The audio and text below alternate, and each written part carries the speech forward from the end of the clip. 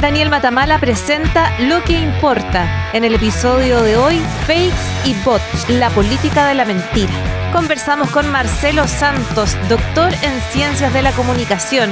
También María José Labrador, del Observatorio de Desinformación en Chile. Además, Juan Carlos Lara, director ejecutivo de Derechos Digitales. Lo que importa es presentado por Grupo Planeta y por Arauco, renovables para una vida mejor. El domingo 18 de mayo hubo elecciones legislativas en la ciudad de Buenos Aires. Eran comicios importantes porque la ciudad es un baluarte tradicional del PRO, el partido de la derecha que encabeza el expresidente Mauricio Macri y que presentó como cabeza de lista a Silvia Los Penato. La Libertad Avanza, el partido de extrema derecha del actual presidente Javier Milei, quería derrotar en su propia cancha a Macri y así afianzar su hegemonía total sobre ese sector. Para eso designaron a Manuel Adorni, el vocero de Milei, famoso por sus diatribas contra los críticos y por abusar sin asco de la mentira y la desinformación como herramientas políticas, igual que su jefe. Horas antes de una elección entonces que se veía estrecha y decisiva, las redes sociales explotaron. Comenzó a circular un video en el cual el expresidente Macri bajaba a su candidata y llamaba a sus electores a votar por Adorni, el candidato de Milei. Quería contarles que tomé la decisión de bajar la candidatura de Los Penato, por eso te pido que este domingo vayas a votar por Manuel Adorni, decía Macri en el video. Y efectivamente, la lista de Milei ganó las elecciones y le dio un durísimo golpe a los macristas que quedaron derrotados en su zona políticamente más fuerte. Pero había un pequeño detalle. El video era falso. Era un deepfake generado por inteligencia artificial. Macri nunca dijo eso y nunca bajó a su candidata. Este video fue difundido por el ejército de cuentas que operan como sicarios mediáticos de Milei, insultando, agrediendo y difamando a cualquiera que lo critique. Uno de los principales difusores fue el Gordo Dan, un influencer estrechamente vinculado con el presidente. Macri, por supuesto, denunció este hecho y recurrió a la justicia como un intento de fraude electoral. Lo más increíble llegó entonces. Cuando le preguntaron al presidente Javier Milei, su respuesta fue que Macri está hecho un llorón y que debería jubilarse porque no entiende cómo son las comunicaciones hoy, que la libertad de expresión estaba por encima de todo e incluso asimiló este video falso a escribir obras con seudónimo. Sí, el presidente de la República en Argentina apoya y celebra públicamente que se engañe a la ciudadanía, difundiendo videos falsos para manipular su voto en unas elecciones, y lo dice abiertamente.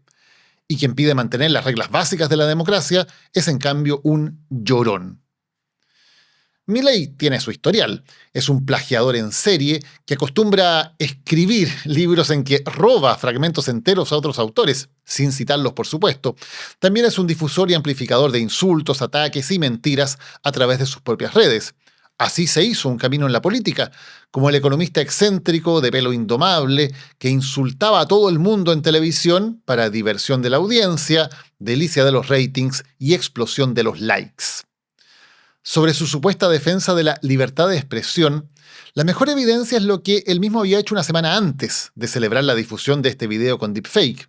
Se querelló criminalmente contra 3 periodistas por criticarlo. Uno de ellos lo había tratado de autoritario y déspota. Milei fue al programa del Gordo Dan, el mismo influencer del que ya hablamos, y trató a los comunicadores de mandriles mentirosos, prostitutas de los políticos, y pidió a la audiencia que odiara a los periodistas, un concepto que repite una y otra vez en sus redes. Dice que no se odia lo suficiente a los periodistas.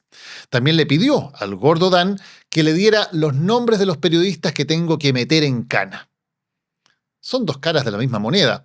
El mismo presidente que defiende y celebra la difusión de mentiras para engañar a los ciudadanos como libertad de expresión, en cambio agrede e intenta encarcelar a los periodistas que lo critican.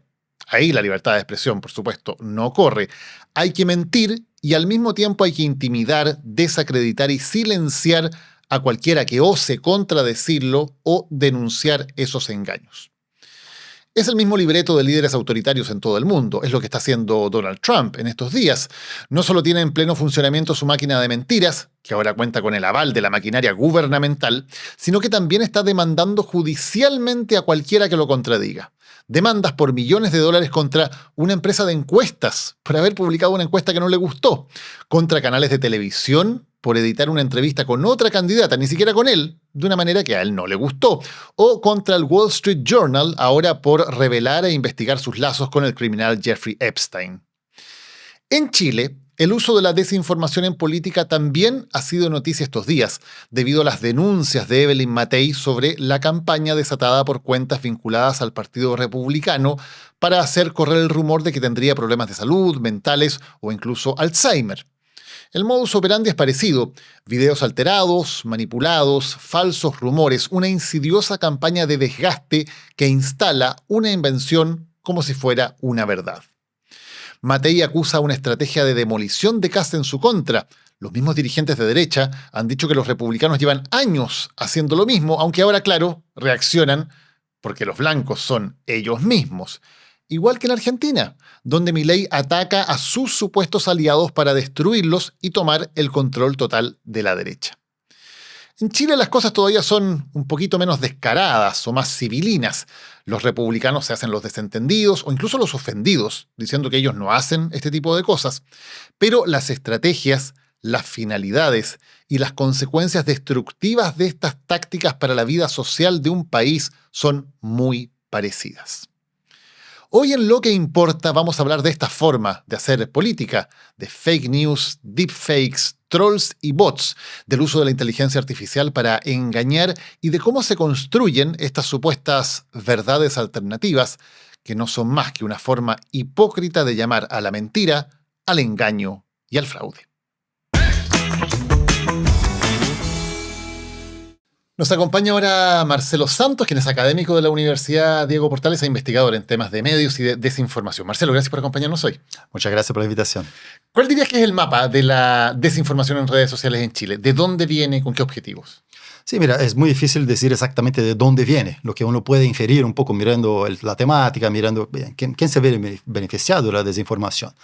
Es algo que desde el 2021, sobre todo con el tema post-estallido y procesos plebiscitarios, elecciones 2021, que creció mucho y tomó mucha relevancia y tomó contornos que no tenían antes, ¿no? A pesar de que otros lugares en la región, como Brasil, Venezuela, México, ya era un tema. Entonces nace a partir de quizá una crisis, ¿no? de intereses, un conflicto de intereses importante. Y lo que se ha visto, lo que yo he visto en ese contexto es que la desinformación tiene un sesgo, la acción coordinada, inauténtica, los bots y cosas similares a bots, ¿no? Tiene una agenda particular y esa agenda es antiprogresista, de cierta forma. Entonces ahí yo no puedo acusar este grupo o este otro grupo, pero puedo comentarte quién se beneficia directamente, quién tiene, digamos, sus intereses perjudicados, quién es defenestrado en la red y quién es alabado en la red, ¿no? Entonces es un poco lo que el panorama es de un aumento de desinformación, es una agudización de desinformaciones cada vez más radicales, pero que no... Yo creo que lo que es novedoso, lo que es novedoso en ese proceso electoral de ahora es que la derecha está sufriendo con la desinformación, lo cual eso era inaudito, ¿no? En Chile, así como en varios países de la región, había sido un fenómeno predominantemente desde la derecha en contra de la izquierda, en términos de, como te digo, no estoy hablando del comando haciéndolo, posiblemente lo es, pero lo que vemos es que son mensajes que perjudican finalmente intereses de la izquierda, como el ejemplo clásico de consumo de drogas de Boric durante la campaña 2021, que fue muy amplificado, ¿no? Y fue, digamos que fue hilado por el comando de Kast, y claramente porque él mismo acusaba, ¿no?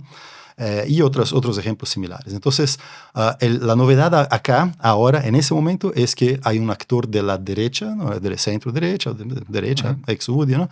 Que es afectada por eso, y eso me parece muy interesante en dos sentidos. Primero, porque es novedoso y afecta un sector que no estaba habituado a eso, que siempre fue en contra de la Comisión contra la Desinformación, en contra de cualquier tipo de regulación, en contra de todo eso, y ahora está pensando dos veces, y ahora quiere enjuiciar el proceso y quiere ver cómo detectar a esa gente, pero no tiene recursos para eso, porque si no involucro a las redes sociales, no tengo cómo identificar la gente que está detrás efectivamente, ¿no? Pero, Marcelo, para entender, de acuerdo a la investigación que tú has hecho, que has venido observando este proceso largamente durante años, ¿la fuente principal de desinformación sigue siendo la misma? O sea, ¿sigue siendo básicamente en torno a la derecha radical la fuente de esa desinformación? Así es. Lo que he detectado desde más o menos 2019, ¿no? que empecé a trabajar más con desinformación, son esfuerzos de la extrema derecha y sobre todo asociadas a intereses de Kast, porque Kast estuvo con más protagonismo, ¿no? Uh-huh. Los otros grupos son más novedosos, por ejemplo, Kaiser y la derecha habitual. No he visto una campaña de desinformación sistemática como he visto, por ejemplo, Kast. Entonces parece que la campaña de Kast 2021 es como un punto de quiebre en el cual aparece de forma más o menos explícita y de forma más o menos implícita en redes sociales. ¿Qué pasaba en la campaña de 2021? ¿Por qué dices que es un punto de quiebre? Es un punto de quiebre, primero por el uso de bots, ¿no? Entonces, hasta la campaña de 2017, por ejemplo, no se veía el uso claro de bots. Había unas milicias, una gente más o menos coordinada y podía ser contratada por agencias políticas, etcétera, ¿no? Pero no en la escala del 2021. En 2021 parte no con las elecciones, parte con el proceso constituyente, ¿no? El primero.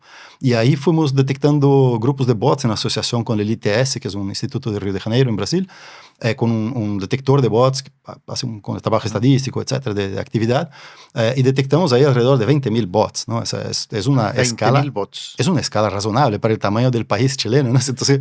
Perdona, ¿y todos esos 20.000 bots operando en torno a un concepto, a una campaña similar? No necesariamente, sí. Después hicimos análisis de los bots, ¿no? Entonces hicimos dos análisis separados, pero cuando yo tomé, por ejemplo, el trabajo más artesanal, porque es un trabajo más cuantitativo, y los 20.000 no puedo mirar uno por uno, ¿no? Pero cuando hicimos un trabajo más artesanal de ver los bots que más mencionaban a cada uno de los candidatos, ¿no? Sale, por ejemplo, todos los 50 bots que más mencionaban a Kast, eran todos alabando a Kast. Todos los 50 que más mencionaban a Boric eran todos defenestrando, casi todos diciendo cosas malas sobre Boric. Entonces, claramente no es el comando de campaña de Boric que está detrás de eso, ¿no? Y lo mismo con Provoste, ¿no? Meo y Parisi tenían un ejércitocito de bots como hablando bien de ellos, ¿no? Sobre todo Parisi.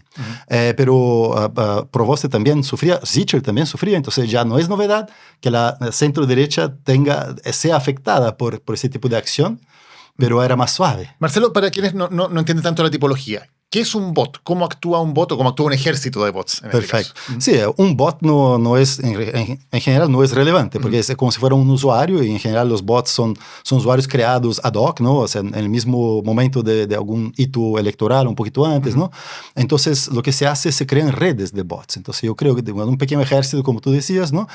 Y lo sincronizo todo. Entonces, estamos hablando de un lugar, así, una sala pequeña con varios computadores, varios celulares enchufados o sincronizados, o algún software coordinando eso, en el cual yo tengo comandos que indican acciones automatizadas, ¿no? Como por ejemplo, cuando Kast publique algo en X, pones me gusta. Cuando Boric publique algo, pongas un par de garabatos. Voy a tener un ejemplo hablando de la elección de 2021. Entonces, hoy en día también pueden automáticamente recolectar las tendencias de Twitter, de X, ¿no? Para ir como tratando de meterse en esa conversación, porque eso de repente es como, sirve como vitrina, ¿no? Entonces esa desinformación, que es un bot que no tiene seguidores y nada, empieza a aparecer en la conversación a través de otros mecanismos, ¿no? Y hasta ahí la idea, por lo tanto, es dar la impresión de que hay mucha gente pensando de determinada manera. O sea, tú entras a una red social y dices, mira, a toda esta gente le gustó este mensaje de tal candidato, de Kast, por ejemplo, o mira, toda esta gente está insultando a este otro candidato, por lo tanto veo que a este candidato le está yendo mal. O sea, es generar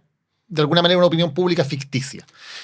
¿Estos bots también generan propiamente desinformación? O sea, decir, por ejemplo, inventar una mentira sobre alguien y empezar a difundirla y popularizarla? Claro, inventar propiamente, imagino que no. Tal vez hoy en día uno podría programar eso a partir de la tecnología que existe hoy en día. No he detectado, o por lo menos no he logrado hacer la trazabilidad hacia eso hasta hoy en día, pero sí son en general responsables por la difusión, ¿no? Es como activar la red, hacer con que eso engañe, digamos, sistemáticamente el algoritmo y por eso gane más visibilidad y por eso engañe al final el usuario normal. ¿Estas granjas de bots físicamente están en Chile? ¿Cómo operan? ¿No están en el extranjero? ¿Cómo funciona esto en la práctica de armarse de una granja o de un ejército de bots? Es difícil decir, porque pueden estar en cualquier parte. Da lo mismo un poco la ubicación geográfica. Yo creo que el primer gran lugar donde notablemente había granjas de bots en la región acá es en México. En México habían granjas de bots muy evidentes hace muchos años, ya 10 años o más. Pero cualquier lugar puede tener, es decir, armar la cuestión técnicamente no es complicado, ¿no? Lo que es complicado es insertarse en ese mercado oculto, ¿no? Tiene que tener una serie de contactos y operar, hay que tener un cierto conocimiento, porque igual hoy en día X está más tierra de nadie, ¿no? Más como Far West, ¿sí? Pero en algún momento tenía un poco más de regulación, había un monitoreo de actividad para sacar los bots, ¿no? Marcelo, y en tu experiencia, ¿hay alguna razón por la cual en Chile en general estas estrategias estén funcionando, estén siendo más efectivas, hechas desde la extrema derecha y no, por ejemplo, desde la extrema izquierda o desde algún otro grupo político? No, yo no sé explicar eso, tendría que conversar con la gente de los comandos. Lo que yo tengo entendido es que tal vez haya una orientación de verdad, como que de qué es lo que se puede, cuál es el límite de una campaña política, y no veo la misma motivación, digamos, yo creo que es una crisis de la derecha. Te doy la explicación sociológica a largo plazo. Yo creo que la crisis de la derecha que parte unos 10 años atrás, ¿no? Cuando hay movimientos progresistas, América Latina, Estados Unidos y en otros lados, genera una radicalización del movimiento en la derecha, y ahí aparece como una especie de sentimiento de que vale todo, ¿no? Y aparecen esos playbooks que se reproducen con Bolsonaro acá, con Trump, ¿no? Con Milei, con Kast, particularmente acá, a pesar de que Kaiser es más próximo a Milei, pero que es una forma de actuar que no ha pasado, no ha sucedido, y no he detectado nada similar en la izquierda, ¿no? Entonces, en términos de desinformación, en términos de actividad inauténtica, en términos de desinformación, de cualquiera de esos temas que son, digamos, campaña sucia en un ámbito de regulación gris, donde no hay mucho como castigar, aunque tú detectes con propiedad, ¿no? Es bastante difícil no he visto una simetría brutal, salvo en México. En México la cuestión ya está instalada hace mucho rato, y la derecha y la izquierda desinforman, y las mañaneras hablan mal de la prensa. Entonces, México es un caso aparte, ¿no? Pero si tú ves Brasil, tú ves Argentina, Colombia. Y Marcelo, Chile. tú decías, acá hay un hito que es la campaña del 2021, ¿no? Donde claramente se puede identificar esto. Luego, ¿qué pasa en la campaña del plebiscito? Del primer plebiscito constitucional. El primer plebiscito constitucional fue un bombardeo que partió desde antes de que tuviera cualquier tipo de propuesta, ¿no? Entonces estamos hablando de que desde septiembre del primer año, ¿no? O sea, uno veía ya algunas desinformaciones. Lo que va cambiando es el tipo de desinformación, porque como yo no tengo información sustantiva sobre el texto para, digamos, hacer campaña propagandística en contra, lo que hacían era campaña en contra de las personas que estaban ahí, la dinámica, el circo constituyente, la prostitución, o sea, todas esas digamos, alcuñas más en contra del proceso, ¿no? Hablando de la falta de seriedad, de la falta de prolijidad, de la payasada. Entonces, ¿y eso se amplificaba con estos bots? O sea, se amplificaba. O sea, en el proceso constituyente lo que identificamos más era apoyo a constituyentes más de extrema derecha. Teresa Marinovich, para poner un nombre, ¿no? Bastante claramente, ¿no? Entonces, una vez hice un mapita, ¿no? Y puse todos los bots ahí, había un montón alrededor de Teresa Marinovich, muy pocos en otros lugares, ¿no? Entonces, ella seguramente era, dentro de mi investigación, ella claramente era una persona que estaba siendo beneficiada por no puedo decir que ella contrató, no puedo decir que hay ¿no? Pero lo beneficiaba. Lo beneficiaba. Claro, porque hay que establecer siempre la diferencia entre lo que es una campaña. Las campañas políticas pueden ser muy duras, pueden ser muy agresivas, en fin. Y lo que significa, primero, ocupar estas herramientas tipo bots para hacer ver algo que no es real. O sea, que hay gente diciendo algo cuando realmente no son seres humanos diciendo eso. Y luego el tema de inventar cosas que son falsas e intoxicar el debate público diciendo falsedades.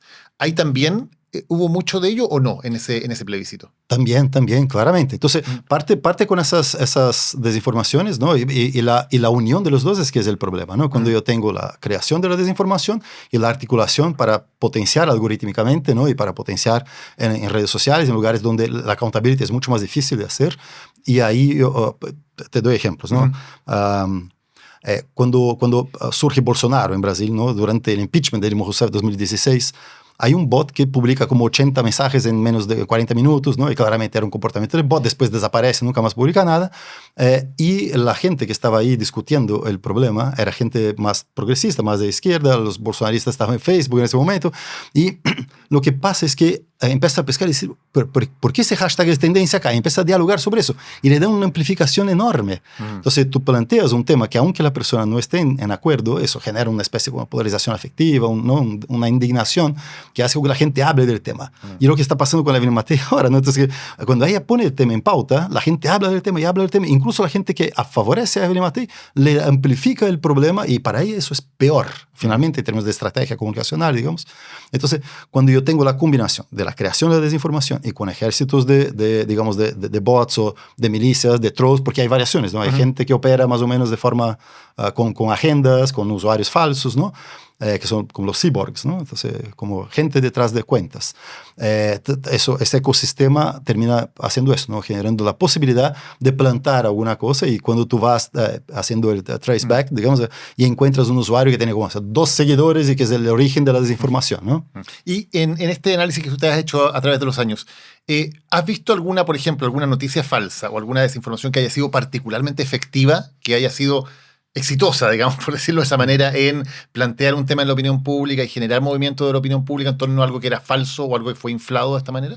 Mira, el patrón es el que se repite y las organizaciones de fact-checking, por ejemplo, lo saben, porque cuando tú tienes cuando llega a los medios masivos es el gran problema en general, ¿no? Entonces, cuando Bernardo Fontaine dice que van a perder la casa, o cuando algún medio reproduce, o el mismo Felipe Castro reproduciendo mentiras sobre un evento en Concepción, que la gente hizo la fiesta y fue a la piscina, los constituyentes, claro. Cosas por el estilo, cuando toman alguna personalidad que amplifica y después se disculpa, ¿no? O sea, también, ¿cómo se llama? El Kaiser también habló de las vacunas, después se rectificó, pero ya instaló la cuestión. Entonces, yo tengo mis dudas si es un error, ¿no? Es como cuando la persona que tiene, digamos, el micrófono, el discurso público a su merced, ¿no? Y como que instrumentaliza un poco ese error, ¿no? Y termina poniendo, no sé, la foto de Boric, ¿no? Que Cast empezó a decir, Boric tiene que salir a decir, ¿no? Como que casi que lo acusa, pero no lo acusa, como lo hace de una forma cuando se empieza a viralizar esta foto, y esto fue en marzo, fue en este año, ¿no? Sí, sí. Esta foto del presidente Gabriel Boric de noche, se viraliza un pantallazo de una foto y se hace ver como que él estaba ebrio en la vía pública, siendo que era un video que había subido el papá de un niño que andaba con la camiseta de la Universidad Católica y que Boric había ido a saludarlo. Y eso el propio Cast terminó poniéndolo en sus redes y diciendo que la moneda tenía que dar una explicación por esto. Eso no es casual. O sea, cuando Cast pone en su red, no sé si Cast nunca hubiera hecho eso, digamos, ¿cómo sería el playbook? No lo estoy diciendo, no tengo evidencia para decir lo que fue así. Pero el playbook es que un usuario cualquiera, sin relevancia ninguna, pone esa información en la red y van amplificando. Esa operación Cóndor, ¿no? Inventan un medio en Brasil, el medio publica, los miristas se asesinaron unos a los demás y luego los medios de acá lo agarran y como no es mi culpa, ahí está la fuente y Cast hace lo mismo, ¿no? Entonces, si bien, otra vez, no puedo acusar, el modus operandi es muy similar. Entonces, ahí, por eso yo tengo muchas desconfianzas sobre la campaña del Partido Republicano, tanto en las elecciones de Boric como acá. Veo muchos indicios de campaña sucia, muchos indicios de una campaña por debajo del paño, digamos, underground, ¿no? Como con milicias, con información falsa, con uso de bots, con uso para plantar,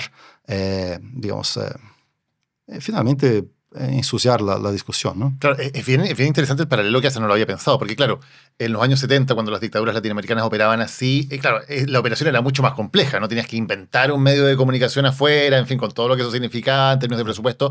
Ahora es tan fácil como tener una cuenta anónima que diga algo, lo vas retuiteando, lo vas difundiendo hasta llegar a que un candidato presidencial, bueno, un presidente de la República, como pasa en Argentina, le dé validez a algo o lo ponga en el escenario público y lo conviertas en un hecho político. Así donde es. Finalmente la cantidad de personas que realmente van a llegar hasta el final para saber si esto era verdad o no y poder tener todos los resguardos dentro de la información no son la mayoría. La mayoría de la gente no se informa de esa manera. Y la estrategia no es necesariamente convencer, es poner en duda. Poner en duda. Claro, cuando alguien dice que Gabriel Boric, mira, tengo un certificado de que consumía cocaína, bueno, puede que la gente vea después que era mentira, pero además pone después, no es mentira, que ese certificado es falso. Entonces pone en duda, ¿no? Y cuando pone en duda si Evelyn Matei tiene o no Alzheimer, como que ya existe daño, ya existe daño. Claro. Ahora, Marcelo, ¿hay alguna forma efectiva de combatir esto? Porque estamos viendo algo que evidentemente es bien particular, porque Evelyn Matei, primero es la derecha ahora la que se ve afectada, o sea, es una disputa dentro de la derecha, que no es tan raro porque lo hemos visto en otras partes del mundo. O sea, Donald Trump también, gran parte de su estrategia fue demoler primero a la gente del Partido Republicano para controlarlo totalmente. Javier Milei también, a la gente del PRO, los ha destruido totalmente usando estas herramientas Porque claro, quieres controlar todo tu sector, toda la derecha, ¿no? Y la derecha más tradicional, evidentemente, es un enemigo que también tienes que, de alguna manera, combatir. Entonces, hay un primer punto ahí. Lo segundo es que Evelyn Matei decide dar esta batalla muy frontalmente y salir a combatir con todo y denunciar, incluso judicialmente y políticamente, lo que está ocurriendo. ¿Funciona esa estrategia cuando un político o quien sea, un líder de opinión cualquiera, contraataca de una forma tan fuerte? ¿Logra efectivamente contrarrestar la desinformación o al revés, más bien puede terminar amplificándola? No, yo no tengo dudas que terminó amplificándola. Yo creo que así, ojalá yo estuviera equivocado. Yo preferiría que fuera efectivo, que Evelyn Matei, más allá de mi simpatía política por un lado o por el otro, que Evelyn Matei tuviera una campaña legítima en que se puedan discutir las propuestas, ¿no? Pero yo creo que fue una decisión apresurada, ¿no? Que amplificó el tema. O sea, yo creo que nadie sabía del tema. O sea, estaba una discusión dentro del mundillo de Twitter, ¿no? Por pocos usuarios. Cuando ella empieza a poner ese tema en pauta, quizá por su propia característica de ser muy frontal, de ser muy intempestiva, de enfrentar sus temas, y quizás ahí no aprovechó una máxima que sabemos desde los foros de internet del año 2000, que es no alimentes los trolls, ¿no? O sea, ella alimentó los trolls y ahora, como que estamos acá conversando del tema, ¿no? O sea, 3 semanas después, y eso sigue siendo alimentado y sigue la gente escuchando Matei, Alzheimer, Matei, Alzheimer, Matei, Alzheimer. Se forma esa conexión en el cerebro, por más que ella ponga 1000 certificados de salud, que ella compruebe, ¿no? Y mañana va a saltar otro tema. Entonces, ¿cómo va a salir el Alzheimer? Va a quedar el Alzheimer ahí dando vueltas, pero van a hablar de otro y van a meter otro tema como para tratar de seguir como perjudicando su campaña a partir de atributos personales, políticos o lo que sea, ¿no? Ahora, es bien desalentador, Marcelo, pensar que estamos en un mundo en el cual si se dice una mentira sobre un personaje público, tal vez lo mejor que puede hacer el personaje público es quedarse callado o no contestar, porque da la impresión de que si contesta esa mentira, está solo amplificándola. Es bien Sí. desalentador. Bueno, Boric había quedado callado hasta que Kast amplificó la cuestión de la foto, por ejemplo, ¿no? Entonces, yo creo que esa era la estrategia correcta, pero cuando Kast pone eso en la pauta, bueno, claro, eso gana otro nivel y ahí él es obligado a salir. Entonces, yo creo que ahí está bien, ¿no? O sea, hay que ver cuándo es el momento. Lo mismo con los verificadores de desinformación. Si yo voy a verificar la desinformación y publicar por la red, voy a llegar a un montón de gente que a lo mejor nunca había visto esa desinformación y por lo tanto estoy amplificando la desinformación. Entonces, hay un criterio que es súper duro, y tú hablas con alguien que hace fact-checking, por ejemplo, el tipo de Fabián Padilla, de fact-check, o el colega de Malespina, etc., vas a ver que hay un criterio ahí que no es obvio, ¿no? Marcelo, tú eres brasileño. En Brasil el tema de la desinformación por WhatsApp ha sido muy fundamental, fue fundamental en la primera campaña de Bolsonaro, por ejemplo, cuando él es elegido presidente. Y tú has estudiado ese tema. ¿Qué pasa con la desinformación por WhatsApp, que es un medio tremendamente masivo, que todo el mundo en Chile se comunica por WhatsApp? ¿Ha penetrado tanto o todavía no es un problema tan grave? Estamos viendo, pero en las últimas elecciones no fue un problema tan grave, en el sentido de que, mira, ¿y por qué lo digo? Porque las elecciones tuvieron un desenlace favorable. Favorable en el sentido, no porque favorable es que Boric haya ganado, sino que hubo una buena distancia entre el primer y segundo puesto. Entonces, por ejemplo, la principal no es siquiera desinformación, era como una teoría de conspiración, ¿no? O sea, el tema del fraude electoral. De que si la elección hubiera sido muy estrecha, podría haberse levantado. Es. Bueno, de hecho, y en Argentina también. Claro. La principal desinformación que estaba circulando en ese momento era fraude electoral. Y en Brasil también. O sea, en todos lados. O sea, por eso digo que es un playbook, ¿no? Y Trump hizo lo mismo. Claro. Capitolio. En Brasil hizo lo mismo. Pequeña distancia, menos de 1%. Lula-Bolsonaro. Invasión para hacer tres poderes en Brasil. Y es interesante porque, bueno, de hecho... a ver, Chile tiene un sistema electoral que es un ejemplo, digamos, que es una maravilla, y que no dejo de repetir que es un sistema súper transparente, además rápido, que siempre estaba verificado. Y pese a eso, consistentemente, desde gente vinculada al Partido Republicano, líderes del Partido Republicano, se ha puesto en duda una y otra vez la fiabilidad del sistema electoral. Se ha hablado de fraude en algunas elecciones. Se ha dicho cada vez que aquí iba a haber fraude, poner ese tema. Antes de la segunda vuelta del 2021 también se levantó ese tema de que si la distancia era muy pequeña no se iba a reconocer una eventual derrota. Y por lo tanto también es muy preocupante. Kast apareció, tiene videos, de hecho, incluso hablando dentro de la campaña de Bolsonaro denunciando fraude en Brasil también. O sea, es una estrategia que se ha repetido muchísimo, incluso en un país que uno diría debería estar inmune a esto, porque en Chile la verdad es que el sistema electoral es tan transparente, tan limpio y tan efectivo que uno dice, es bien tirado a las mechas acá estar hablando de fraude. Claro. Pero aún así ocurre. Mira, tengo un nombre para eso, ¿eh? Las bombas latentes de desinformación. Es una bombita que tú dejas ahí circulando en el subterráneo de las redes, ¿no? Y cuando hay condiciones estructurales, ¿no? Contextuales, sociales, por ejemplo, una elección cercana, por ejemplo, mayor polarización polarización política. Entonces tú activas o se activa solita, ¿no? Eso es difícil O de dices, mira, decir. yo había advertido esto. Claro, ahí se concretó, porque claro, si tú tienes el miedo y hay algo que justifique ese miedo y encaja en tu narrativa de la teoría de conspiración, en general funciona así, ¿no?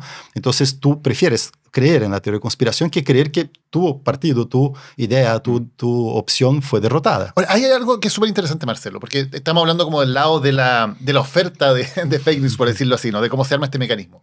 Pero el otro lado que es igual de importante es la demanda. ¿Por qué nosotros creemos esas desinformaciones? Porque nosotros, sabiendo que en las redes campea la desinformación, que hay campañas de propaganda, todos lo sabemos. Y aún así tenemos la tendencia a creerlo y a intentar eliminar, digamos, la disonancia que nos diga eso es mentira cuando hay algo que nos gusta creer. ¿Por qué pasa eso?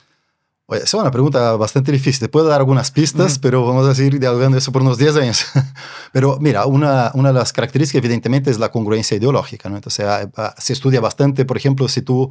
la cosa no es solo creer en desinformación, es que crea en desinformación favorable a tu espíritu político, ¿no? Claro. O que no creas en la información verdadera al sentido contrario. Es una investigación con un colega en Alemania, por ejemplo, que también está bastante polarizado hoy en día, y encontramos una cuestión súper interesante, que era que la gente de derecha creía más en desinformación favorable a la derecha, mientras que en la izquierda creía menos en información verdadera favorable a la derecha. Entonces, como que había una especie de como que nuestra interpretación es que como, digamos, la derecha representa un poco el status quo, entonces quieren creer en las cosas que son favorables a ellos, y la izquierda, como está acostumbrada a desconfiar, porque está con una posición de, digamos, de desafiador, de cambiar la situación, como que tiene una tendencia a ser más desconfiada.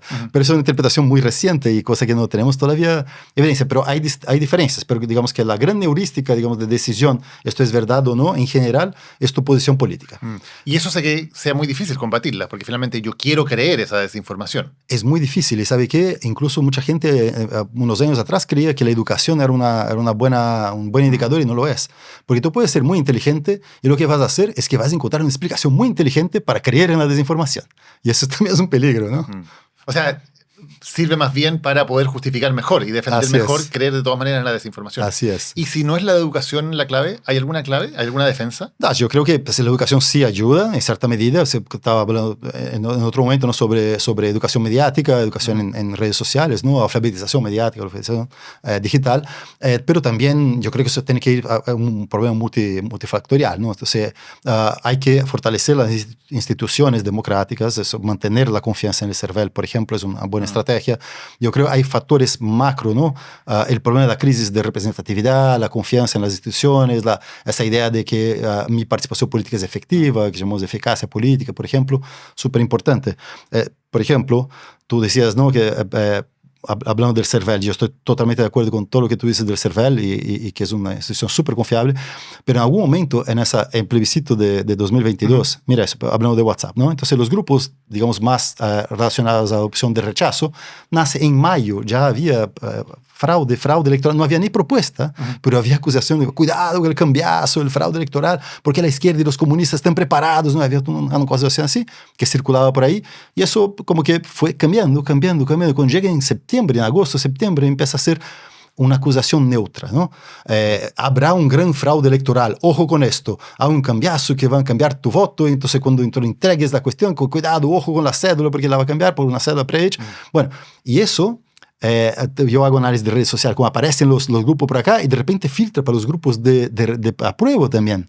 Y empieza a hacer difundir los grupos del apruebo. De repente hay alguien que dice, no, esto es una fake news de la derecha, qué sé yo, pero de repente empieza y contamina a los grupos. Entonces, eso es súper preocupante, porque incluso entre quienes no estaban, digamos, involucrados en eso, se contamina. Por lo tanto, es súper importante que se fortalezca la institucionalidad para que eso no sea creíble, en primer lugar, ¿no? Marcelo Santos, muchísimas gracias por habernos acompañado hoy hablando de un tema que importa. Gracias a ti. Hoy te quiero recomendar un libro que he estado leyendo esta semana. Se trata de Revolución y Dictadura, de Stephen Levitsky y Lucan Way. Levitsky probablemente a ustedes les suene, porque es el autor de uno de los grandes clásicos contemporáneos en ciencias políticas, el libro Cómo mueren las democracias, que es un libro absolutamente de referencia cuando hablamos de lo que está ocurriendo con la erosión democrática en el mundo. Y aquí, en este libro, Revolución y Dictadura, vuelve un poco al tema, pero desde una perspectiva distinta. De lo que habla básicamente Levitsky Lewitsky junto a Lucan Way en este libro es qué ocurre cuando hay regímenes dictatoriales que han nacido desde revoluciones sociales.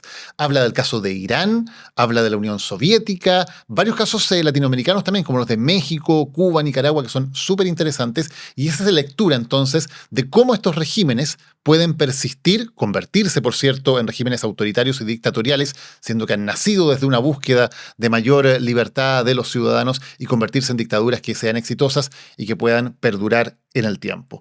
Revolución y dictadura, te lo recomiendo absolutamente, una lectura fascinante de Steven Levitsky y Lucan Way, disponible ya en librerías y en tiendas digitales como Busca Libre, Antártica y la Feria Chilena del Libro, editado por el Grupo Planeta con el sello Ariel. Una recomendación para que tengas una buena lectura esta semana. María José Labrador es parte del Observatorio de la Desinformación en Chile, un esfuerzo también internacional por hablar de la desinformación, y vamos a conversar con ella en el día de hoy. María José, muchas gracias por acompañarnos. Gracias a ustedes por la invitación, Daniel. María José, ¿cómo funciona en primer lugar este Observatorio de la Desinformación que tiene su centro en la Universidad Complutense en España? Bueno, el Observatorio Complutense es un observatorio que observa, como su nombre lo dice, la desinformación en diferentes procesos electorales. Y a partir de un fondo grande de investigación adjudicado con el Ministerio de Ciencia e Innovación en España, se enmarca el observatorio dentro de un proyecto de garantías de la desinformación. Y estamos trabajando 69 profesores de diferentes universidades del mundo, con 2 investigadores responsables, Loreto Corredora y Rafael Rubio, que son catedráticos de Derecho a la Información. Y en Chile tenemos un capítulo, por así decirlo, que tiene que ver con los procesos electorales que se han dado en Chile, particularmente los plebiscitos constituyentes y ahora la elección pasada de gobernadores y la que se viene de presidencial. ¿Qué han podido observar? ¿Cómo funciona la desinformación en los procesos electorales en Chile? Bueno, hemos visto que la desinformación, que es un tema que tiene esta intencionalidad de dañar, ¿no?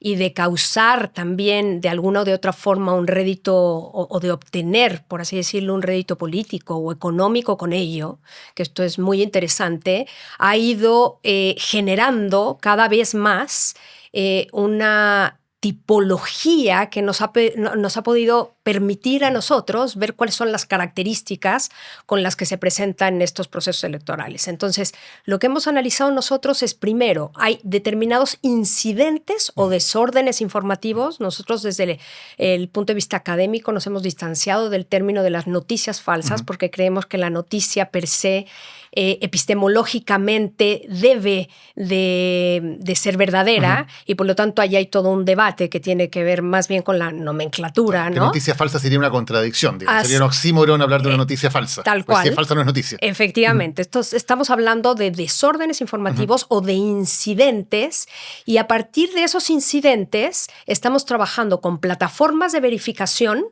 en diferentes lugares de América Latina. Hemos hecho diferentes observaciones en Brasil, en Ecuador, en Guatemala, en México, en Argentina y en Chile con los plebiscitos, con una misma metodología, que esto es lo interesante, ¿no? Se ha establecido una metodología que es una metodología que se llama metodología FIMI, porque sus siglas, que son norteamericanas, es Foreign Interference Manipulation, que tiene que ver con la manipulación de la información, pero que viene de fuera, que son injerencias extranjeras, básicamente. Que es, por ejemplo, la preocupación que ha habido por la injerencia rusa en la política europea y en la política estadounidense. Así es. Claro.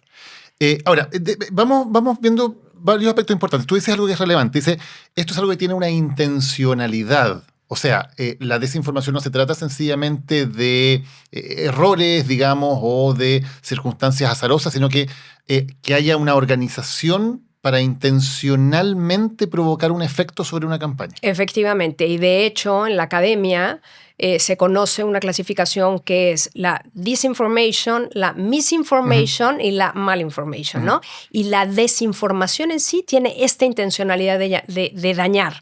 A diferencia, por ejemplo, de la malinformation, que no tiene tanta traducción, ¿no?, al español, y por eso en general se dice en inglés, que es información falsa o engañosa, pero que no necesariamente tiene esa intencionalidad, o la información engañosa, ¿no?, que tiene que ver con falsedades, ¿no?, pero que también se mezcla la falsedad y la mentira, que es lo que... Y en lo que ustedes han estudiado, en el caso de Chile, ¿qué han visto en esta desinformación? Por ejemplo, estábamos hablando de los plebiscitos, ¿no? Claro. ¿Qué es lo que pudieron ver que ocurre En el en caso Chile? de Chile, con esta metodología que te digo, que además se adaptó a una metodología que no tenía tanto que ver con la injerencia extranjera, Claro. aunque ahora hemos visto que Russia Today llegó, ¿no?, y tomó efectivamente un lugar en lo que era Telecanal, y entonces tenemos una preocupación al respecto sobre lo que significaría esa propaganda. Más allá de eso, nosotros hicimos una adaptación para todos los países de América Latina, en donde dijimos no hay tanta injerencia extranjera. No es lo que sucedió en Europa, en donde, por ejemplo, Rusia tenía 2 canales de amplificación de desinformación, Russia Today y Sputnik, y estos fueron cancelados por la Unión Europea. Y sin embargo, ahora llega a Chile ese mismo canal, ¿no?, el Russia Today, lo que admite ahí un análisis. Pero concretamente en la desinformación lo que hemos encontrado es que el volumen de desinformación respecto al primer plebiscito y al segundo plebiscito fue muy diferente, quizá porque el primer plebiscito, por supuesto, estaba en el ojo público, ¿no?, y en ese sentido había mucho mayor interés. Pero, sin embargo, las narrativas que hemos encontrado son las mismas. Pese a que el volumen de la desinformación en un plebiscito y en el otro no es el mismo, y vista de ser, o sea, hemos encontrado 190 desinformaciones en un plebiscito respecto a 18 desinformaciones en el segundo plebiscito, que es mucha la diferencia. Lo que hemos encontrado es que hay narrativas que se repiten. ¿Cuáles son esas narrativas que se vienen repitiendo y que por lo demás no son narrativas solo chilenas, sino son narrativas que observamos en toda la región? Migración. El tema del fraude electoral y de la vulnerabilidad o de la posible corrupción que pudieran tener los sistemas electorales. Ahí encontramos otra narrativa que se instala. Educación en Chile, a diferencia de los otros países en donde no estuvo tan instalado el tema ni de la educación ni de la propiedad, pero que en Chile se instaló por las características del plebiscito. Habrá que observar ahora en las presidenciales si encontramos estos mismos hallazgos. Y el otro que a nosotros nos interesa mucho tiene que ver con narrativas que nosotros no estamos observando en este momento porque estamos muy sobre el ojo de los procesos electorales, pero que son las relacionadas con salud y con medio ambiente.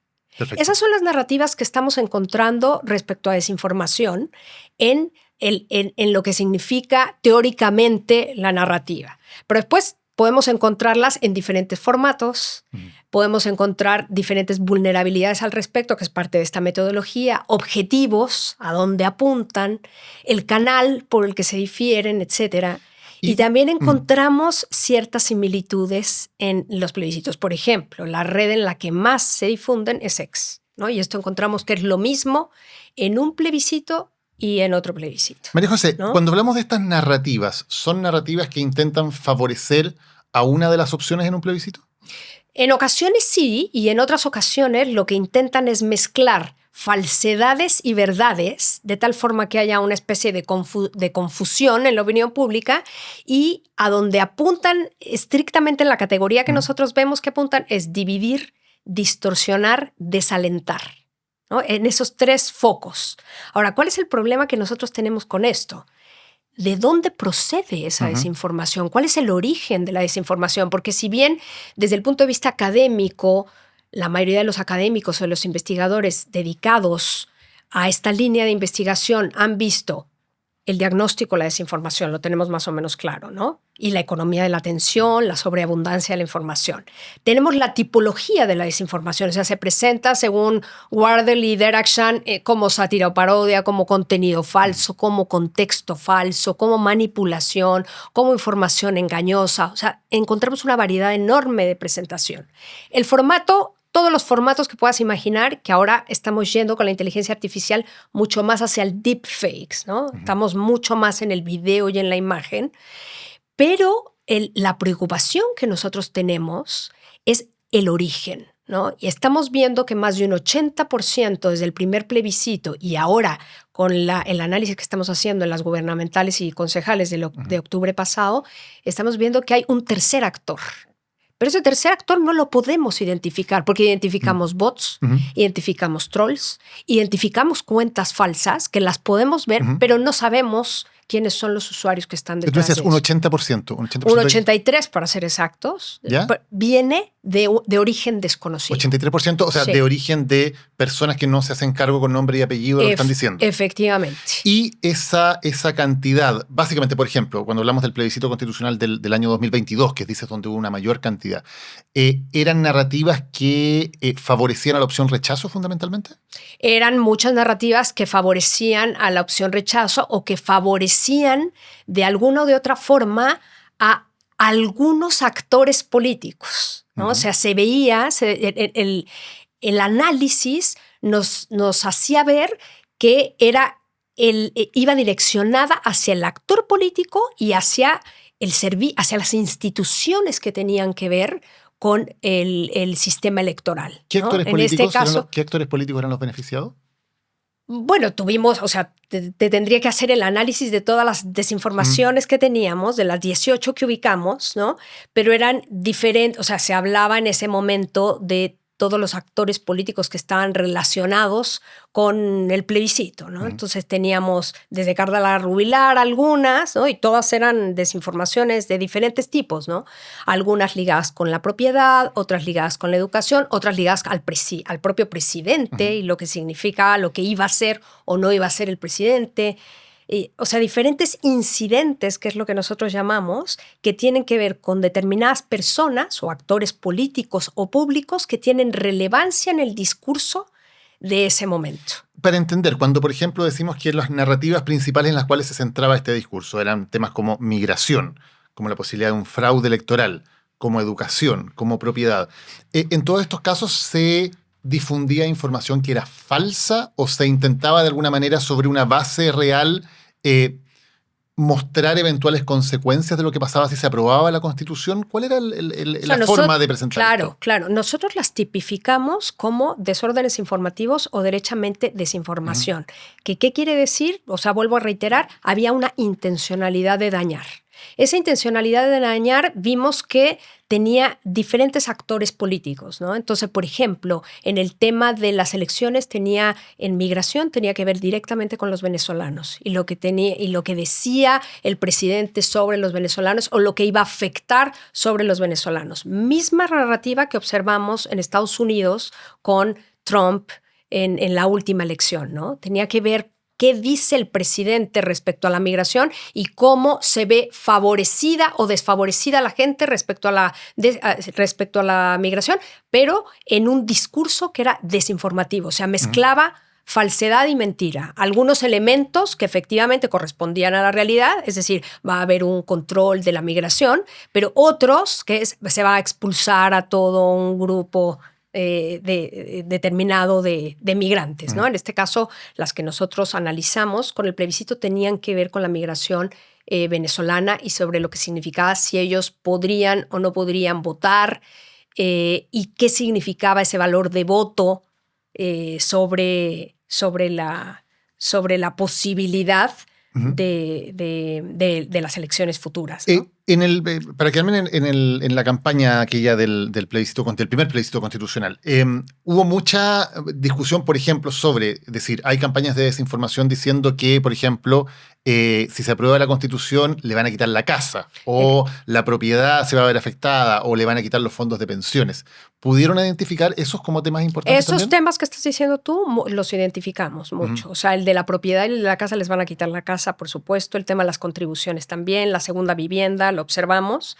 Y después se repitió en el segundo plebiscito, pero como te decía, con mucho menor intensidad y encontramos muchos menos desórdenes, pero nos preocupó de igual forma porque la implicancia que tienen estos desórdenes en la opinión pública y en el voto es mucho mayor. Pero creemos que también había, en ese sentido, tampoco lo tenemos 100% comprobado, pero creemos que había un agotamiento de la ciudadanía respecto al segundo plebiscito y creemos también que el tercer actor de alguna o de otra forma no se movilizó de la misma forma que en el primer plebiscito, porque observamos solamente 2 cuentas falsas. O sea, que también viajaban por vía Twitter, y estas cuentas eran bots, ¿no? Y fueron suspendidas incluso. Y nosotros, para darle cierta fiabilidad al estudio que hacemos, que esto es muy interesante, hemos estado trabajando con plataformas de verificación que se dedican específicamente a identificar estas desinformaciones, que ellos las tipifican como afirmaciones, ¿no? Entonces, estos incidentes que nosotros les llamamos, los vamos detectando junto con ellos. Nosotros trabajamos en esta ocasión, en el segundo plebiscito, con Malespina Check, que es una de las 2 plataformas de verificación en Chile aprobadas por la International Fact-Checking Network, lo que a nosotros nos daba cierta fiabilidad en los resultados. Sin embargo, con la evolución de la investigación en desinformación, hemos visto que estas metodologías de estas plataformas, si bien son buenas, no llegan a un número amplio de audiencia. Es decir, no impactan demasiado en las audiencias, porque son audiencias muy educadas, por así decirlo, o con mucho más interés informativo, las que recurren a estas plataformas. Y por lo tanto, ahí lo que creemos es que hay 2 variables muy importantes. En la medida en la que es más grande la plataforma de verificación, por ejemplo, en España, que se trabajó con Maldita, que también pertenece a esta International Fact-Checking Network, tenían un volumen muchísimo mayor de desinformación y también un volumen enorme de periodistas trabajando en esta desinformación. Nosotros en Chile teníamos un volumen más pequeño de profesionales trabajando en esta verificación y por lo tanto allí podríamos analizar, bueno, ese impacto qué tan grande es sobre las audiencias. A pesar de que las narrativas vemos que efectivamente se repiten en todos los países de la región. O sea, aunque estas plataformas de fact-checking hagan su trabajo, el impacto que tiene esa corrección, esa verificación es muchísimo menor y llega a muy poca audiencia comparado con el impacto que tiene la desinformación. Efectivamente. Y este es un problema en cuestión que estamos analizando ahora y que precisamente nosotros por eso en este observatorio, junto con el Observatorio de la Complutense, estamos avanzando hacia una metodología que es complementaria, porque en estos análisis que estamos haciendo actualmente sobre la desinformación que hubo en las elecciones de concejales y alcaldes, estamos volviendo a trabajar con Malespina, pero estamos ampliando la metodología y diciendo, bueno, nosotros tenemos que llegar a un análisis de características cualitativas que nos permita ver por qué esa narrativa se instala. Por ejemplo, la que acaba de suceder hace unos días con la candidata de Chile Vamos, ¿verdad? Esa es una narrativa que se instaló primero y que ahora pareciera, ¿no?, que tiene unas consecuencias que van a durar un tiempo en el debate público y en la opinión pública. Entonces, esto es lo que nos interesa a nosotros, ¿no? Ver cómo afecta los canales por los que ha ido lo que se dice, ¿no? Que son ciertas cuentas automatizadas y que también son trolls, o sea, son grupos de personas que se han dedicado a esto, lograr ver de dónde viene esa desinformación, etcétera. O sea, admite un análisis mucho más profundo del que estamos haciendo con las plataformas, y complementario. Sí, hay que ir, María José, ¿de dónde viene? Porque tú dices más del 80% son cuentas anónimas, que no podemos identificar, sencillamente decir, bueno, es tal persona, tiene tal cargo, tiene tal relación, y por ahí identificar de dónde viene. En la experiencia del trabajo que han hecho ustedes, ese más de 80% de cuentas anónimas pertenecen a un cierto sector político, están relativamente organizadas, ustedes ven que actúan en conjunto, actúan cada una por su parte. ¿Cuál es la tipología que tiene ese porcentaje que aparentemente es el más relevante en términos de desinformación en Chile? Es que aparecerían como orgánicas, o sea, parecería, ¿no?, que es una lógica orgánica, pero sin embargo no somos capaces de ver si efectivamente es orgánico o no. Primero porque la persona que trabaja con nosotros, el profesor que trabaja con nosotros en este análisis, lo que nos indica es todas las VPN a las que están conectadas son VPNs que están en diferentes lugares del mundo. O sea, tenemos el mapeo de diferentes lugares del mundo en donde están ubicadas las cuentas, pero lo cierto es que están en Chile. Y sin embargo, aparecen relacionadas como si estuvieran en otro lugar. Por lo tanto, ahí ya tenemos un conflicto importante.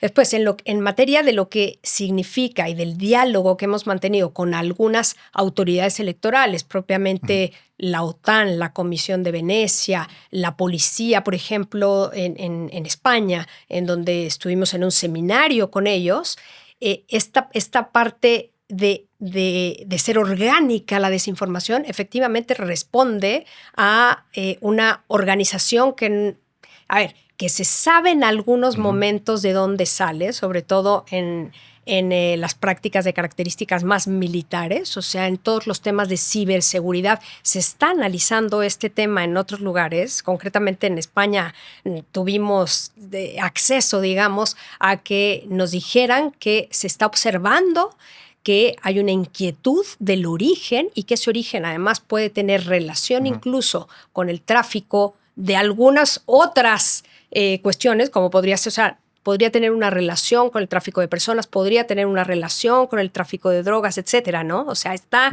en esos ámbitos, pero sin embargo no tenemos acceso todavía, ¿no? A ver efectivamente de dónde viene. ¿Y qué es lo que ha sucedido entonces con las plataformas?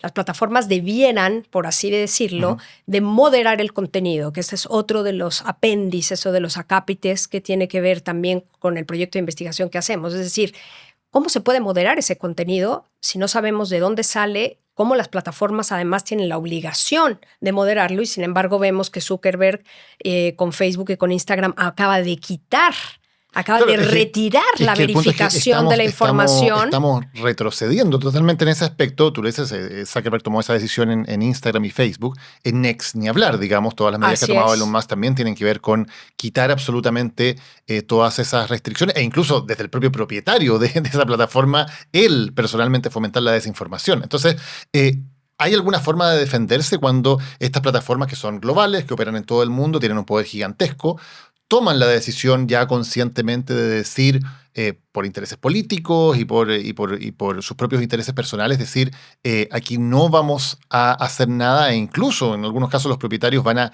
ellos mismos ser fuentes de desinformación? ¿Cómo se defienden los países frente a eso? Bueno, esa es una pregunta interesantísima y de hecho la trabajamos nosotros en un libro que se llama La comunicación científica como herramienta frente a la desinformación, y precisamente estaba el caso europeo, ¿no? En Europa lo que han dicho es las plataformas se tienen que hacer cargo de este tema y si no se hacen cargo van a tener una multa al respecto y si la multa es del 10% de la facturación total de la empresa y si reinciden ese 10% se podría convertir en un 20% de la facturación total, lo que ya duele un poco.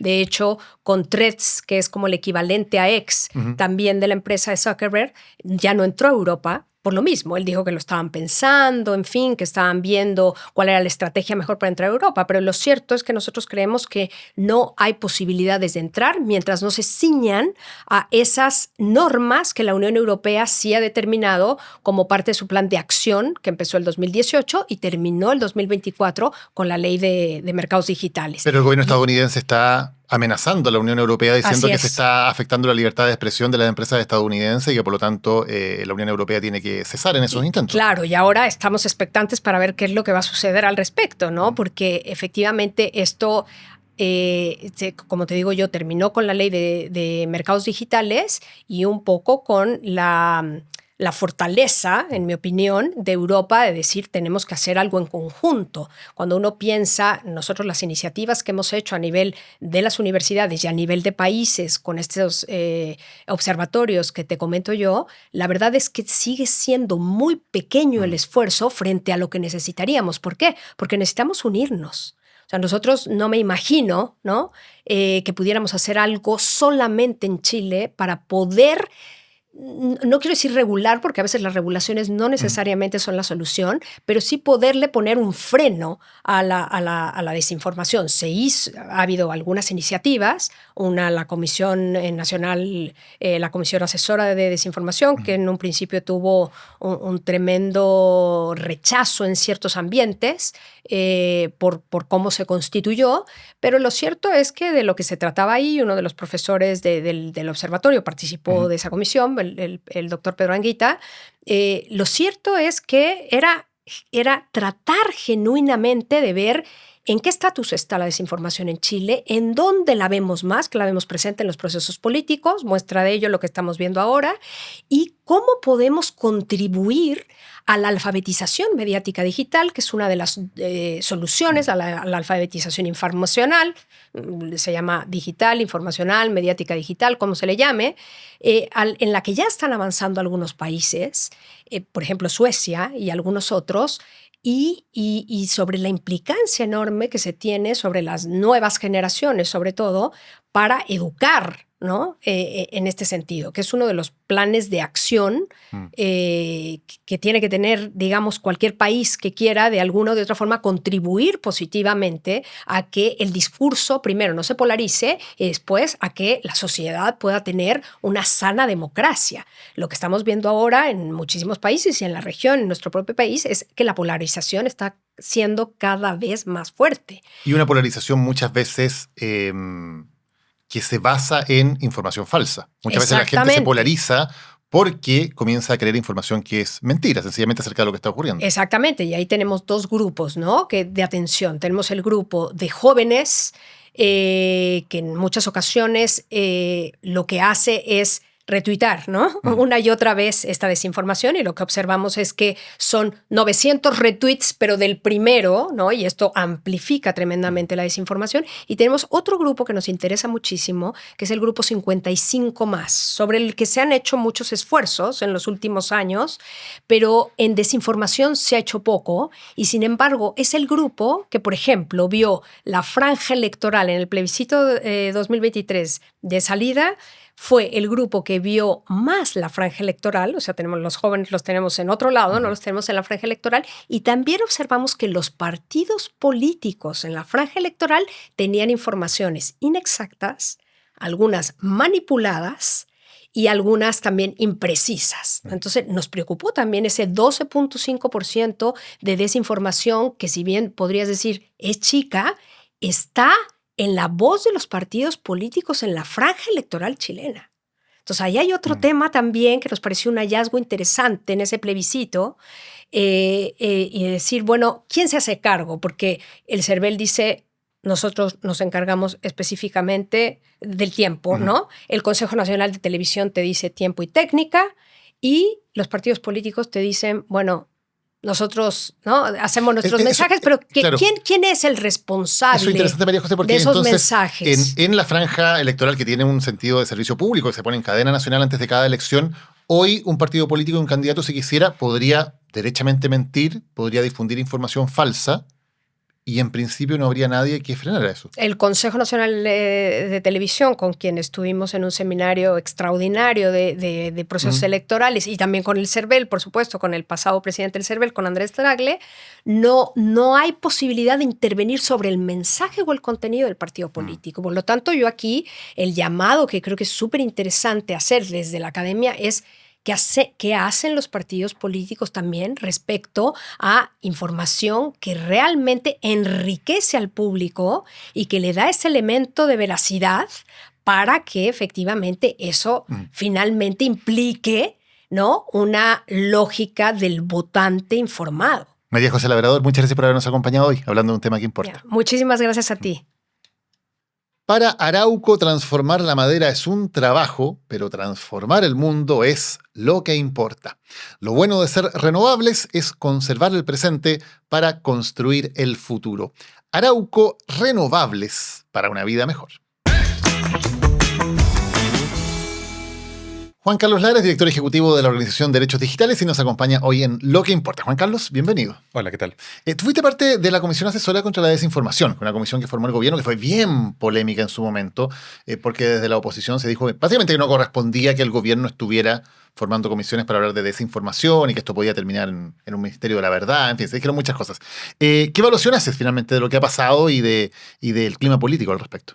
Bueno, ese proceso de la Comisión Asesora contra la Desinformación, como bien mencionas, fue objeto de mucha desinformación también. Se difundió mucho cuál era una falsa misión de esa comisión, pero en rigor lo que esa comisión trataba de hacer era presentar hallazgos y recomendaciones de cómo avanzar atendida la problemática. En los hallazgos cuál era la dimensión de la problemática en Chile, en las recomendaciones, qué hacer a ese respecto en una serie de ámbitos, incluidos, por cierto, de regulación. Déjame ver, es casi divertido a estas alturas, ¿no? Que la Comisión contra la Desinformación fue víctima de mucha desinformación.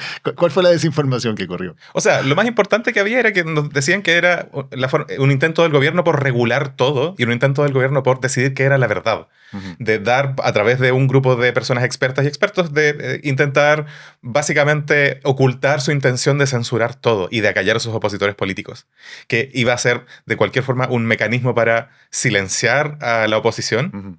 Y que a través de ese mecanismo iban a lograr hacerlo simplemente asociando fake news a sus contendores políticos. Y esa era la agenda oculta de ustedes como académicos. O sea, no de todo el mundo al menos, pero dentro de la comisión era muy discutido hasta qué punto eso podía tener algún correlato en lo que se esperaba hacer. Es decir, cómo podía interpretarse cualquier recomendación que se hiciera. Claro. Es muy difícil en un país como Chile, por ejemplo, pensar en solamente levantar la idea de regular medios de comunicación. Eso puede traer una serie de consecuencias respecto de cómo se percibe esa idea.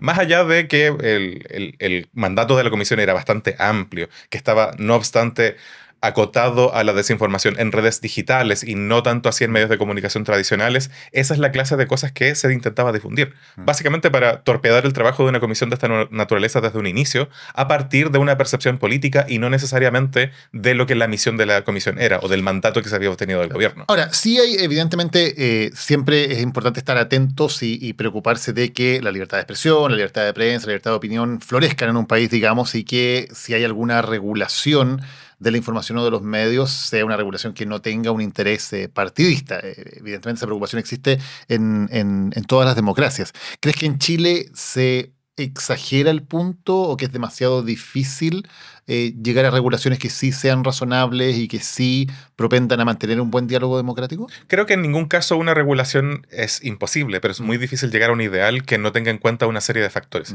Y ahí creo que es importante volver a la pregunta sobre la evaluación de la comisión. Porque buena parte de ese trabajo era poner sobre la mesa las condiciones dentro de las cuales se despliega la desinformación en Chile, que tienen que ver con nuestro ecosistema informativo en general, pero en particular sobre nuestro uso extendidísimo de redes sociales y de cómo la desinformación discurre y corre porque tenemos un uso de redes sociales mayor que en otros lugares de la región, de América Latina, una conectividad mucho mayor y más. Sin embargo, eso es solamente un factor en la ecuación si estamos pensando en cómo hablar de estas cosas, cómo hablar de nuestro ecosistema informativo. Sabemos que hay cuestiones de incentivos económicos, sabemos que hay cuestiones de grupos de poder con un mayor alcance o una mayor capacidad de tener acceso a algunos de los medios tradicionales. Sabemos que la capacidad de difundir mensajes puede estar también condicionada por cuestiones tales como el idioma, que puede estar condicionada por cuestiones tales como la percepción sobre las personas comunicadoras también. Entonces, con tantos factores y con tantos prejuicios de por medio, si bien no es imposible pensar en una regulación concienzuda, también es necesario reconocer la complejidad de nuestro ecosistema informativo antes de hacer cualquier intervención. ¿Y es posible hacer algo, efectivamente? ¿Hay alguna recomendación que sí parezca razonable desde el punto de vista de la regulación o de lo que puede hacer el Estado, o lo que podemos hacer legislativamente, digamos, para enfrentar el problema? Bien, hay algunas cosas que aparecen de base, pero que son difíciles de conseguir de una forma que sea asociada al contexto chileno. Por ejemplo, una de las cosas que aparece habitualmente cuando hablamos de desinformación es la necesidad de regular las plataformas digitales. Esto ha aparecido. Ha habido iniciativas de ley en el Senado, en la Cámara de Diputados, discusión también fuera del Congreso sobre si esto es necesario. Y eso me parece que es una parte importante. Es difícil llegar al punto de cuál es la regulación idónea. Sin embargo, sabemos que hay cosas específicas que pueden ser útiles de lograr y que no necesariamente vamos a lograr por la buena voluntad de las plataformas digitales. ¿Cuáles? Por ejemplo, cuestiones sobre transparencia y explicabilidad de sus algoritmos. Por ejemplo, respecto de más transparencia en cuanto al avisaje a los contenidos promovidos a través de la publicidad. Sabemos que hay una regulación a propósito, por ejemplo, de la publicidad en época electoral. Sin embargo, hay mucha más publicidad que puede efectivamente tocar otras fibras de la población no asociadas a campañas electorales, pero que puedan igualmente levantar miedos o presentar información falsa. Es lo que vemos con campañas meramente publicitarias, por ejemplo, sobre casas de apuestas y cosas así, que pueden incidir en el comportamiento de la población. Y cuando estamos hablando entonces de transparencia y rendición de cuentas de las plataformas, no necesariamente estamos haciendo un enfoque en el contenido o en la clase de contenidos que están circulando. Son más bien intervenciones que se refieren al proceso. Juan Carlos, ¿y un país pequeño como Chile puede hacer algo efectivamente en ese tipo de regulación con plataformas que son globales, que son negocios billonarios, que además tienen el respaldo político del gobierno de Estados Unidos? En fin, ¿hay algo que Chile, siendo realista, puede hacer? Sí, ese realismo es uno de los factores que puede más traernos a tierra cuando estamos pensando en un gran nivel de regulación. O sea, vimos hace pocos meses el dueño de X, de Twitter, fue capaz de decir en su momento me voy de este gigantesco mercado de usuarias y usuarios porque no estoy de acuerdo con decisiones que se toman en el seno del Poder Judicial en Brasil. Y es un mercado bastante más grande que el chileno.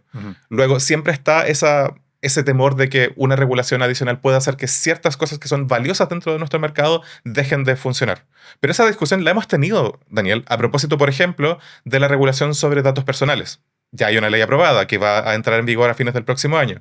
La hemos tenido a propósito de ciberseguridad. Hay una ley en curso, vigente hoy. Y pensar en que también hay una ley, por ejemplo, de propiedad intelectual que afecta a plataformas digitales desde 2010 y opera y funciona.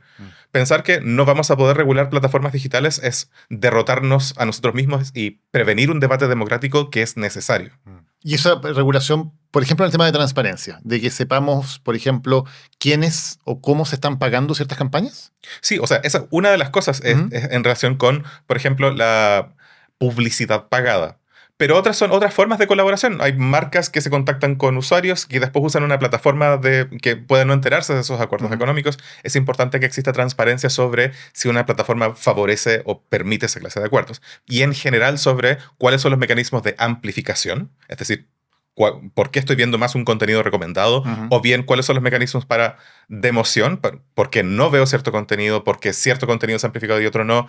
No porque me digan cuál es el contenido, sino cuáles son los mecanismos por los que eso sucede, que incluye también por qué ciertas cuentas se bloquean, por qué ciertos contenidos dejan de verse en algún momento. Tener mejor transparencia significa, en tal sentido, saber cómo opera una plataforma. Y eso obviamente trae otro problema consigo. Cada vez que hablamos del algoritmo, de la visibilidad, de la amplificación, sabemos que hay grupos, granjas de bots, usuarias y usuarios poderosos en ciertas redes, que pueden manejar también el algoritmo a su favor, como que saben explotarlo. Pero esa es una búsqueda continua y eso es lo que hemos sabido históricamente de cualquier medio de comunicación, de cómo buscar una mayor popularidad en el mensaje que estamos transmitiendo. Y me parece que una parte importante de fijar obligaciones de transparencia es también dar cuenta del carácter evolutivo de la comunicación en las redes digitales. Y se debería pedir, por ejemplo, algún tipo de regulación o restricción sobre la labor de los bots o sobre estas campañas de intoxicación que hacen parecer que algo es popular o que mucha gente está hablando de algo, siendo que realmente es una operación que no tiene nada que ver con la opinión pública real. O sea, sí, es importante que exista algún mecanismo de revelación o transparencia sobre la automatización. Porque cuando hablamos de los bots en un contexto de desinformación, obviamente pensamos en las granjas de bots, en los bots como simplemente los partidarios que son muy insistentes en retuitear cosas nocivas.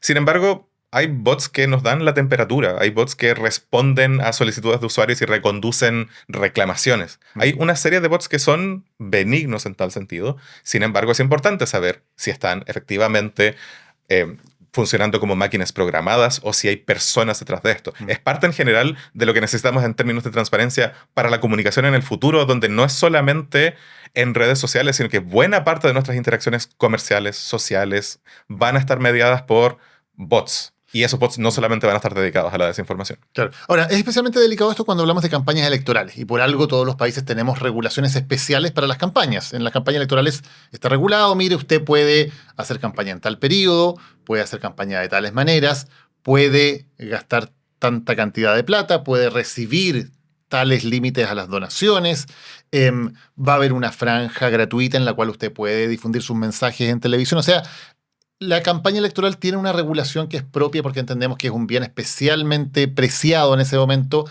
que los ciudadanos tengan acceso a buena información de calidad para poder decidir, ¿no? Eso lo hemos decidido como sociedad hace mucho tiempo. ¿Qué pasa cuando las campañas entran en este nuevo mundo? En el cual, por ejemplo, una campaña puede estar pagando una granja de bots o una campaña puede estar generando campañas de desinformación para intencionalmente engañar a la ciudadanía sobre cierto hecho, sobre la situación de salud de un candidato o sobre lo que ocurre con los apoyos de un candidato a otro. ¿Cómo se regula, cómo regulamos socialmente algo que es tan delicado como una campaña electoral en este nuevo mundo de las redes sociales? Sí, creo que es muy interesante el caso chileno en la regulación de campañas electorales, porque cuando uno va a la regulación electoral, sus tres principales leyes, uno encuentra que hay regulación sobre la radio, sobre la publicidad en medios escritos y naturalmente esta gran cosa que tenemos que es la franja electoral en la televisión abierta. Sin embargo, cuando entramos a las campañas digitales tenemos todos esos formatos y más, como la cantidad de formas en que puede hacerse campaña a través de redes digitales está mucho más allá de la imaginación posible que hubo al momento de definir esos mecanismos de campaña. Y se ha avanzado, por cierto, el primer momento de avance significativo fue cuando pusieron todos estos mecanismos adicionales al final de la Constitución por los procesos constituyentes que venían para efectos de mejorar mecanismos de transparencia. Una de las formas en que se ha avanzado, por tanto, también desde hace pocos años, es que exista mayor información sobre gasto en las plataformas. Básicamente de cantidad de dinero que entra y que los partidos también, las campañas también deben rendir. Esa es una parte y me parece que es un avance importantísimo. Sin embargo, obviamente ese es un avance que queda corto cuando estamos pensando en todo este abanico, todo este catálogo de posibilidades de campaña en línea, donde no va a ser suficiente el decir que el gasto es lo que debe determinar la intervención, sino que puede ser también la forma de acción, que puede ser la forma de financiar, que puede ser el origen de la acción, porque a diferencia de la radio y la televisión, que para funcionar en Chile necesitan emitir en Chile, buena parte de la desinformación puede venir del extranjero. Puede haber intervención extranjera también maliciosa en general. Y eso es altamente problemático. Como sociedad lo que podemos hacer es, por una parte, intentar abrir el abanico de posibilidades legislativamente, pero más importante que eso es un empoderamiento al rol del CERVEL en el control de las campañas electorales y especialmente en lo que se refiere a el rol de los partidos políticos y de las campañas políticas en cualquiera de estas intervenciones, porque hay muchas de estas cosas que están fuera del control. Y te doy un par de ejemplos que me parece que son relevantes, o sea, más bien un ejemplo que se repite en la región. Si tenemos, por ejemplo, una figura política importante que está haciendo campaña, pero en realidad no puede hacer ciertos usos de sus redes, pero tiene una pareja, tiene una mujer, un marido, que sí son influencers con millones de seguidores, y ese influencer está difundiendo todo lo que hace su pareja a través de los mecanismos que ya tiene, a través del público que ya tiene, de la audiencia que ya tiene, que puede ser muy por encima de la televisión, la radio, el periódico, la prensa escrita.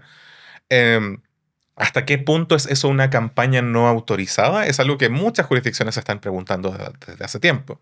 Luego, ¿cómo se usan esas redes? ¿Cuál es el punto lícito de esas redes? ¿Cómo no afectamos que una persona, una ciudadana de a pie, efectivamente se exprese en sus redes cuando no es parte de una campaña? Es parte de esto también. Y me parece que hay con la idea de ampliar los términos de lo que consideramos campaña, es no necesariamente decir que todo es campaña, porque en Chile campaña es el llamado a votar y no simplemente el popularizar una imagen.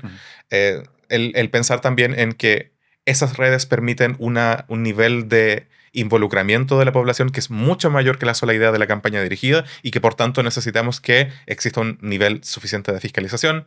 La fiscalización, por cierto, requiere pericia, recursos, requiere un fortalecimiento institucional y eso, a su vez, es necesario lograr a través de mecanismos institucionales. Ahora, ahí todavía estamos hablando de campañas en que se difunde información o se habla positivamente de un candidato o se difunden propuestas de campaña, etc. ¿Qué pasa cuando entramos a la otra dimensión, que es decir mentiras, que es no solamente tener un discurso que pueda ser agresivo o que uno pueda decir es poco colaborativo, sino derechamente inventar una mentira sobre otro candidato o sobre una propuesta que se va a plebiscitar o sobre una campaña rival? ¿Hay formas de regular o de desincentivar que ese tipo de cosas terminen tomándose una campaña? Bien, me parece que es importante ahí volver a la cuestión del ecosistema informativo y de la sociedad, pensando en que si estas cosas tienen cierta efectividad en ser difundidas, es porque hay condiciones que así lo permiten, que no son necesariamente normativas. No es una cuestión de que estoy pensando en la ley antes de hacer muchos actos que yo veo como inocuos y que no apuntan derechamente a atacar a una persona necesariamente. Y lo cierto es que cuando estamos hablando en este contexto, no es solamente la cuestión de del decir mentiras, sino más bien el de difundir mentiras. Ujú. Y uno de los grandes problemas que tenemos hoy es que necesitamos muy poco esfuerzo entre un primer esfuerzo de mentir y las múltiples instancias para difundir esa mentira, deliberadamente, intencionalmente, a través de distintos canales, a través de distintas formas, de distintos mecanismos y de distinto lenguaje. Ese desincentivo puede provenir en parte de la noción de que eso no va a servir, Ujú. como también de la noción de que esto va a ser revelado. Me parece que en un problema tan amplio, tan complejo como la desinformación, todas estas técnicas de desmentir, de silenciar, necesitan ser utilizadas con un alto nivel de cálculo también de lo que pasa después. Lo vemos cada vez que aparece una community note en Twitter, en Ujú. X ahora, sobre algo que es falso o que necesita más contexto. Porque a la altura en que eso ya se difundió inicialmente, puede ser que el efecto de la community note sea minúsculo. Ujú. Entonces, la verdad sí va a estar allá afuera, sin embargo, el efecto ya se cubrió. No obstante, si pensamos si nuestra percepción como sociedad es que esto es mentira, que esto puede ser mentira, si tenemos una actitud un poco más activa respecto de la información que recibimos, puede ser que exista un desincentivo por esa vía. Y a eso le podemos sumar, por supuesto, las cuestiones relacionadas con quienes conservan los mecanismos de amplificación, como son las plataformas de redes sociales, y cómo utilizan estos mecanismos de community notes, fact-checking y otros para también matizar la información que se ha vuelto muy popular en ellas, como también, finalmente, lo que se refiere a los casos extremos en que una mentira ya pasa a lo que conocemos en Chile como los delitos, como las calumnias en el caso de la acusación de un delito, y las calumnias con publicidad cuando esto además se difunde. ¿Qué reflexión hace Juan Carlos sobre lo que está pasando ahora con esta, de alguna manera, respuesta desde la campaña de Evelyn Matei a información falsa que ellos atribuyen al entorno y a la campaña del Partido Republicano? Bueno, la evaluación que hago de eso es básicamente lo dijimos. En el caso de la Comisión Asesora contra la Desinformación, por ejemplo, había una enorme percepción contraria que venía especialmente desde la oposición al gobierno, digamos, desde la derecha. Y ahora vemos a esa misma derecha acusando desinformación e incluso amenazando con ir a tribunales, pensando en una justificación jurídica para atacar judicialmente a través de herramientas legales esa desinformación. Y me parece que eso está revelando muy fuertemente que estos son fenómenos que nos pueden afectar a todo el mundo, que no se trata solamente de que me difaman y planteo una acción y se acaba el asunto, sino que por el contrario, que pueden afectar todo el trayecto de una contienda política legítima y deslegitimarla a partir de ese contexto. Me parece que lo más relevante que vemos ahí es una mayor asunción, una mayor idea compartida de cómo estos son problemas que le pueden afectar a todo el mundo, que no es solamente una cuestión de izquierdas, derechas, que pueden ser de mis supuestos aliados políticos y que por tanto también necesito hacerme cargo de lo que esto va a significar en mi carrera política futura. O sea, hay un grupo que ahora está tomando conciencia de la gravedad del problema.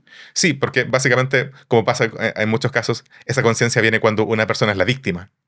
Perfecto. Juan Carlos Lara, muchas gracias por habernos acompañado hoy hablando de un tema que importa. Gracias. Muchísimas gracias por habernos acompañado en esta edición de Lo que Importa. Recuerda que tenemos un calendario marcado esta semana con varios programas interesantes. El lunes ya revelamos el nuevo programa de Animales Políticos. Estuvimos hablando junto a Cristóbal Belolio y Javier Sajuria en un capítulo que está muy popular, ya lo ha visto muchísima gente, y donde hablamos, entre otros temas, de qué pasaría en un eventual gobierno de José Antonio Kast.